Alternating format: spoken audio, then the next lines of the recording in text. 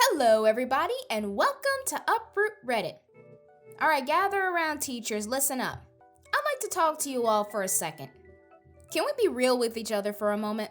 Teaching kids is tough. Teaching terrible kids tests your patience. But hold up, I'm going to take it a step further. Teaching terrible kids that can cost you your job for some terrible reason is absolutely the worst. Especially nowadays, where parents are too entitled to help teachers who are literally doing their job. Now, teachers, let's be real with the parents out there. Parents of difficult kids, let's make one thing clear.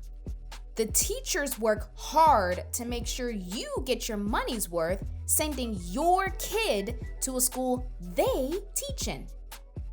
Also, not sure if you noticed, but teachers have lives of their own.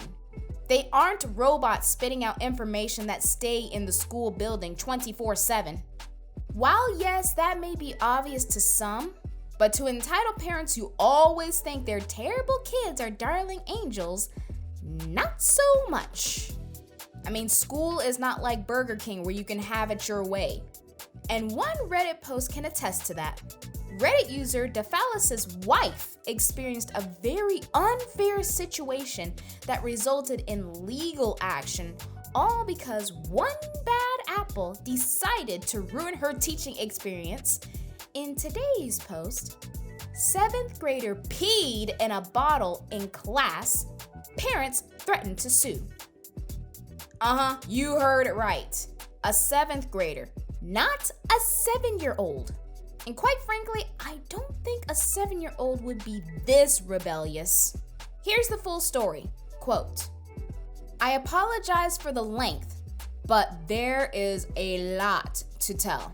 My wife used to be an English teacher at a middle school with a German name in a school district with a German name in a North Houston suburb. If I remember correctly, this happened back in January of 2012. We got married in February 2012. So a month before their wedding, this happened. As I said, my wife was a middle school English teacher, and she had this kid in her class that we'll call Dale. You know, as in the Disney characters Chip and Dale. He was in her class right after lunch. One day, right after lunch, Dale is sitting at his desk with a bottle of water out on his desk. My wife tells him to put it away because it is against the rules. Texas schools are strict, and I guess some kids have brought in vodka pretending it is water. Yep, when one kid in the past ruins it for all the kids in the future. Instead of putting the bottle away, Dale chugs all of the water and puts the bottle under his desk. Pretty soon after, he asks if he can go to the bathroom. My wife tells him that he should have gone during lunch or during the past period. A few minutes pass before he asks to go again. And again, my wife says no. He then asks if he can just pee in the bottle. My wife says absolutely not. If you need to go that bad, you can go, but it won't be excused. He won't get a hall pass, but he could still go if he needed to that badly. The kid stops asking. Towards the end of class, there is a lot of chatter going on. When my wife asks what is going on, someone says it smells like pee. Another kid blurts out that Dale peed in the water bottle. Sure enough, Dale produces the water bottle, now full of pee. My wife sends him to the principal's office. Dale, you had one job. You could have just waited to have a drink of water after class. At first, Dale is in big trouble. The principal and the district are talking about suspension, alternative school, and possibly involving the police because he was wearing regular cut jeans and obviously pulled out his male part under his desk to pee into the bottle. Dale's parents send their kid to a urologist to try and claim that not excusing him to use the restroom has caused physical damage and threatened to sue the school. Well, of course they're gonna take Dale's side. Anyways, we continue. Dale's scumbag parents, the father had thrown a water bottle at the principal before, and they've had other incidents, by his lie that he somehow worked the bottle up his pant leg all the way to his crotch so that he could pee into the bottle without exposing himself, and miraculously didn't spill any on his pants, all while sitting at his desk. The parents have their lawyer go on the air on local butthole shock jock Michael Berry's radio show, once again spreading the lie of how this innocent kid was amazing for peeing in a bottle completely within his pants, and how horrible my wife, though they did name her on the radio, was for not excusing him to leave class. They also blatantly lied and claimed my wife said she hoped he would pee in his pants.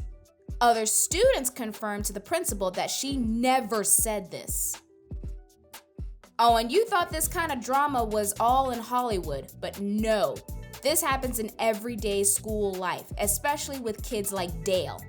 The school district does a complete 180 and starts turning the screws on my wife. Hello, what about the students that actually stood up for their teacher? We teach our students how to give voice to certain problems and opinions that are happening in our world, and this is how we treat our own students?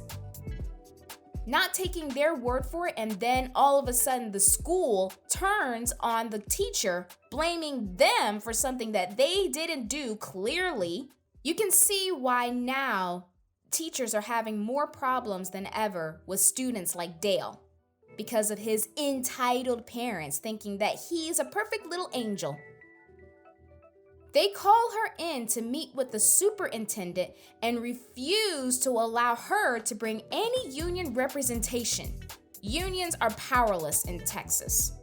She was given the choice to resign and run out the rest of the year in teacher purgatory, which is they report to a room full of other teachers and basically sit there all day, or to be fired. She signed whatever NDA and took the resignation option. Are you kidding me? And to think this all happened because Dale pulled out his water bottle, she said no, and he decided, well, if she said no, I'm going to drink anyways. It was a major downer right before our wedding, but she ended up teaching at an IB, International Baccalaureate, school with expat kids for a year or two before our oldest was born. I got a new job making more money to make up the difference. And now my wife has given up ever going back to teaching. She had earned her master's in the hope of becoming a principal one day. Wow, oh my gosh, that is crazy. When your dream is to do something right for a change and somebody up and ruins it just because they were all selfish, that is a total letdown. I think the parents ended up transferring Dale to another school. We looked into suing the parents and Dale for libel and slander, but they had already gone to basically every lawyer in town and discussed the case, which barred them from being able to represent my wife. Also, it's not cheap to get a decent lawyer to sue someone for libel and slander. And yes, this really did happen. Wow, that's absolutely horrible. Parents, please make the teacher's job easier and properly discipline your kids so they won't do something this stupid, all because they decided not to listen to the teacher. A teacher is there to help your kids while following the school principal's rules. Whether they agree to those rules fully or not, it doesn't matter. Such actions shouldn't have to be made that would ensue a visit to court, let alone dash another person's hopes and dreams like that. And to the students who stood up for the teacher, I commend you. Honestly, parents, please, cut the teachers some slack. Anyways, that's all for today. We'll be back for more infuriating entitled parent stories right here on Uproot Reddit. Don't forget, make sure to support your teachers and thank them in any way possible. Truly, it will make their job well worth it.